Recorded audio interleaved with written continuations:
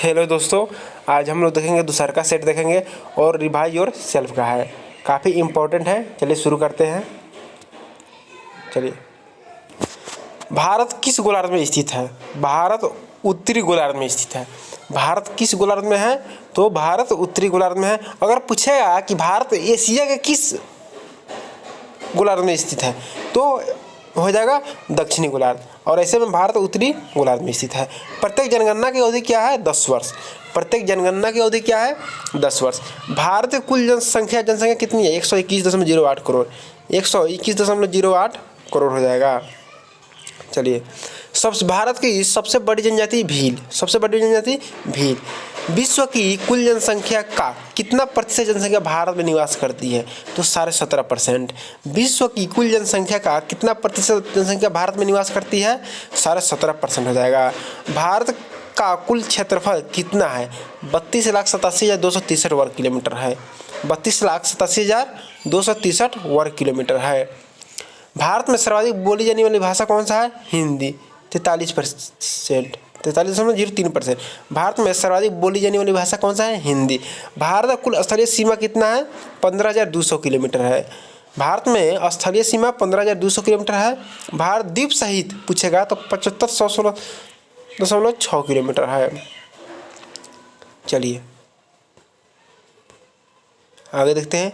भारत की मुख्य भूमि से लगे समुद्र तटीय रेखा की लंबाई कितना है? 6100 किलोमीटर। भारत की मुख्य भूमि से लगे समुद्र तटीय रेखा 6100 किलोमीटर। भारत का मानक समय रेखा 82 डिग्री पूर्व देशांतर रेखा किससे होकर गुजरती है? तो नैनी से, उत्तर प्रदेश के नैनी से। पाकिस्तान अफगानिस्तान के बीच कौन सी रेखा है? डुरंड रेखा। पाकिस्तान अफगानिस्तान के बीच डुरंड रेखा है। भारत में राज्यों की संख्या कितनी है? 28 राज्य है। राज्यों की संख्या कितनी है? 28 राज्य है। अफगानिस्तान की सीमा से लगे एकमात्र केंद्रशासित प्रदेश कौन सा? लद्दाख। कौन सा है? लद्दाख हो जाएगा। चलिए आगे देखते हैं।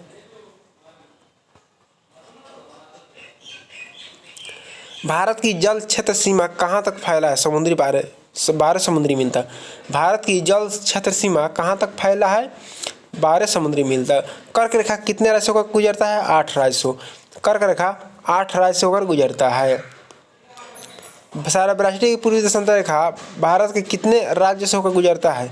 तो 5 राज्य से। यूपी हो गया, मध्य प्रदेश हो गया, और आंध्र प्रदेश, उड़ीसा, छत्तीसगढ़ हो गया। ठीक है। चलिए,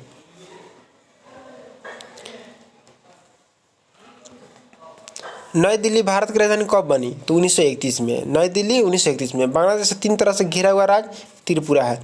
3 तरह से घिरा हुआ राज्य त्रिपुरा है। आदम का पुल किसके मध्य है? तो भारत और श्रीलंका के बीच। आदम का पुल भारत और श्रीलंका के बीच है। भारत की स्थित दक्षिणी बिंदु भूमध्य रेखा से कितनी दूरी पर स्थित है? 876 किलोमीटर। भारत की दक्षिणी बिंदु भूमध्य रेखा से कितनी दूरी पर है? 876 रेखा। जनगणना किस अनुसूची में आता है? जनगणना किस अनुसूची में आता है? तो ये हो जाएगा 221 अनुच्छेद में 246 में आ जाएगा। भारत की में प्रथम जनगणना की शुरुआत लॉर्ड मेयो के शासनकाल में 1872 में हुआ था। 1872 में हुआ था। भारत की सबसे लंबी अंतर्राष्ट्रीय स्थल सीमा कौन सा है? बांग्लादेश। 40.96 किलोमीटर। भारत के एवं श्रीलंका को अलग करती है पाक जल डमरूमत हो जाएगा और मन्नार की खाड़ी हो जाएगा। भारतीय उपमहाद्वीप में कौन सम्मिलित नहीं है? नेपाल है, भूटान है, बांग्लादेश है, श्रीलंका नहीं है, क्योंकि श्रीलंका उस पार है, समुद्र उस पार। भारत में नियमित जनगणना की शुरुआत 1881 में किसके शासनकाल में हुई थी? Lord Ripon. नियमित जनगणना लॉर्ड रिपन। 3 बीघा कॉरिडोर जोड़ता है।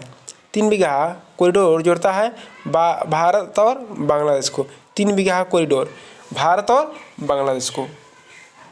भारत की अक्षांशीय स्थिति क्या है? 8 डिग्री 4 से 37 डिग्री 6। भारत की अक्षांशीय स्थिति 8 डिग्री 4 से 37 डिग्री 6 हो जाएगा। दिल्ली किस वर्ष भारत की राजधानी बनी थी? दिल्ली तो 1912 में। दिल्ली किस वर्ष भारत की राजधानी बनी थी? 1912 में। और नई दिल्ली पूछेगा तो 1931 में हो जाएगा। चलिए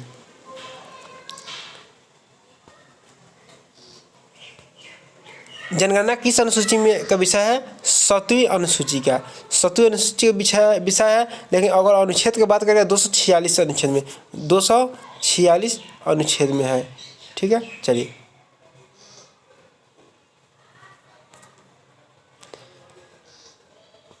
आगे देखते हैं। भारत की देशांतरीय स्थिति क्या है? 68 डिग्री 97 हो जाएगा। देखिए अगर आपसे पूछेगा अक्षांशीय, अगर अक्षांशीय पूछेगा तो 8 डिग्री 4 से 37 डिग्री 6 यानी अक्षांशीय यानी कम।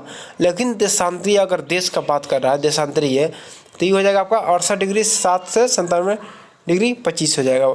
जनगणना का महाविभाजक वर्ष कहलाता है 1921। जनगणना का महाविभाजक वर्ष 1921 कहलाता है। भारत की कुल साक्षरता दर कितनी है? 73%। भारत की कुल साक्षरता दर कितनी है? 73% है। विश्व जनसंख्या दिवस 11 जुलाई को मनाया जाता है। विश्व जनसंख्या दिवस 11 जुलाई को मनाया जाता है। जनसंख्या का अध्ययन डेमोग्राफी, जनसंख्या का अध्ययन क्या कहलाता है? डेमोग्राफी कहलाता है। भारत का जनसंख्या कितने वर्ग प्रति किलो, कितना जनसंख्या घनत्व तो प्रति वर्ग किलोमीटर है? 382 व्यक्ति प्रति वर्ग किलोमीटर। भारत का जनसंख्या घनत्व तो प्रति वर्ग किलोमीटर है 382 व्यक्ति प्रति वर्ग किलोमीटर। भारत में चीन के बीच की सीमा रेखा मैकमोहन रेखा कहलाता है। भारत एवं चीन के बीच की सीमा मैकमोहन रेखा। भारत एवं और पाकिस्तान के बीच की सीमा रेड क्लिफ रेखा। भारत एवं पाकिस्तान के बीच की सीमा रेड क्लिफ रेखा कहलाता है। भारत की सबसे छोटी अंतर्राष्ट्रीय स्थल सीमा अफगानिस्तान। सबसे ज़्यादा कहेगा तो बांग्लादेश हो जाएगा 4096 हो जाएगा और ये 106 किलोमीटर हो जाएगा अफगानिस्तान का।